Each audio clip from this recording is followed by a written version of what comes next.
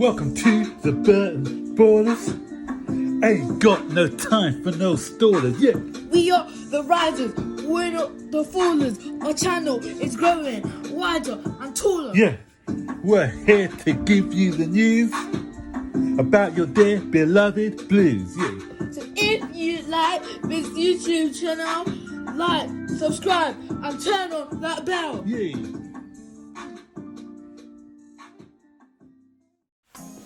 Hi guys, and welcome to another edition of Burton Ballers. I said that there may not be a video for another 2 days, but what happened is I made that video yesterday, and so there's some stories that's come out today that I thought I'll report on. So when there's news to report, I'll be here to give my thoughts. The news out today is N'Golo Kante, has he had a bust up with Frank Lampard? Are we seeing the leadership of Thiago Silva? And there's 2 people that I forgot to congratulate in my older videos. I just want to give a shout out to these people. And another injury. Yet another injury. Yeah. So before I get into these videos, guys, you know what to do. Hit that like button, subscribe to the channel, turn on all post notifications so you'll be notified every time we make a new video. So today, guys, I want to talk first about N'Golo Kante, and there's some staff stories going about that Kante wants to leave Chelsea because he's had a bust up with Frank Lampard, and this has come out of one of the French publications. I think it was L'Equipe. Whenever people go away on international duty, you always hear stupid stories made up. It used to be the Belgians, didn't it? When the Belgians went away, you always used to hear stories in the paper, and sometimes it was the Brazilians. But now it's like the French newspapers. They're getting a bit bored because there's not a lot to talk about. So they've gone into making up all sorts of stories. Kante, one of the calmest players in world football, a guy who would never rock the boat, a shy, quiet, unassuming player. And he's someone who Frank Lampard had compassion with when he didn't want to come back for he had the COVID. He was scared of the COVID at the time, and so Frank Lampard said, "Take as much time as you want and come back when you're ready." So, do you think that he'd have had a bust up over some wedding? He's a professional.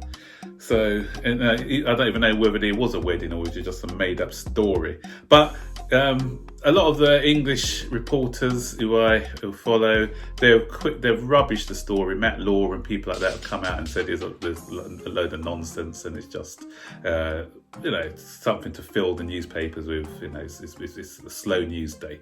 So, guys, Kante's going nowhere. And anyone who believes that story in the first place, shame on you. Right, going on to the next story now. It's about Thiago Silva.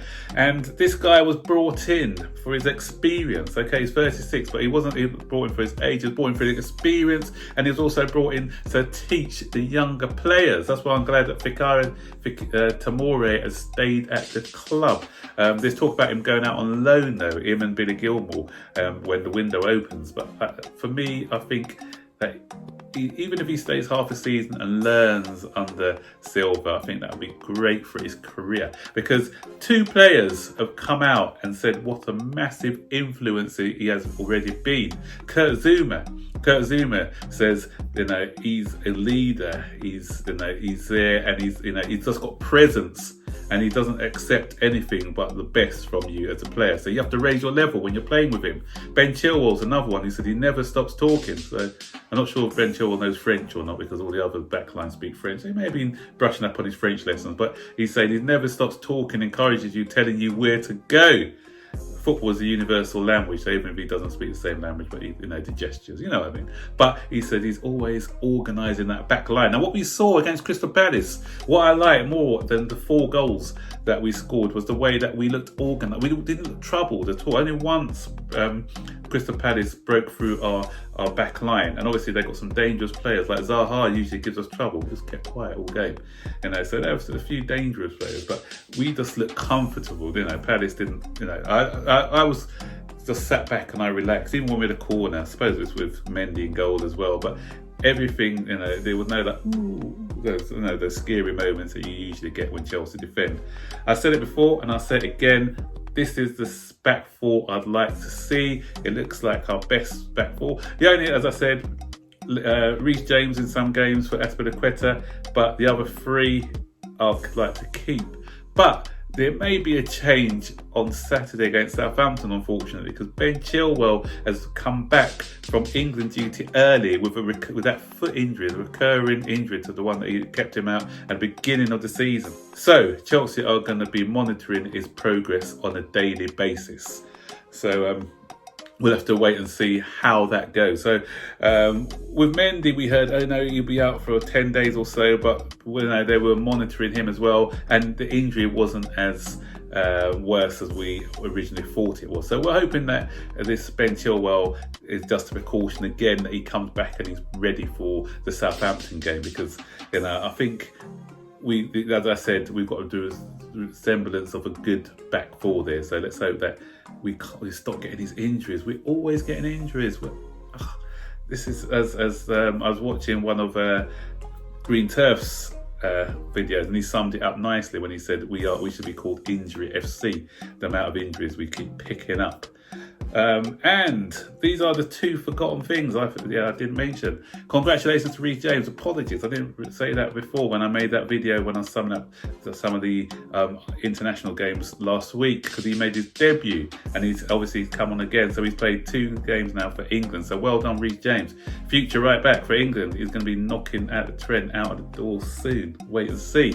And Ziyech is back. He played half a game against for his national side, Morocco, and I like what they said to Frank. They said they'll send him back early, so they've sent him back to England so that Chelsea can again monitor him on a daily basis. So I'm fingers crossed he'll be ready for Southampton. Finally, we may get to see him, Pulisic, Havertz and Werner in the same side, guys. So this is the first time. Hopefully there's no more injuries getting in the way of us seeing this dream team which we've assembled together facing Southampton.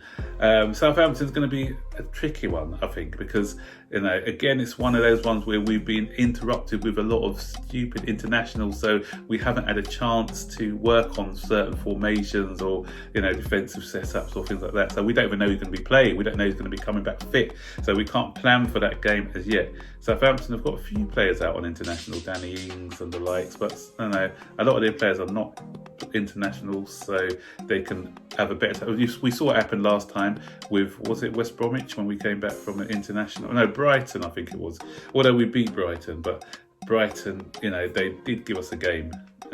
So that's it, guys. Those are the stories for today. As I said, see, quite a few stories to knock out today. Comment below. And what do you think about the news about Thiago Silva, Mr. Leader? What about our injury problems? What do you think? What's causing them? Is it just bad luck? Is it the way they train? Let me know what you think. So, Ziyech, you excited to see the likes of Ziyech and Pulisic finally playing together in a Chelsea shirt? Because I know that I am. So guys, don't forget, like, subscribe, turn on all post notifications so that you'll be notified every time we make a video. And on to the next time, I'll see you later.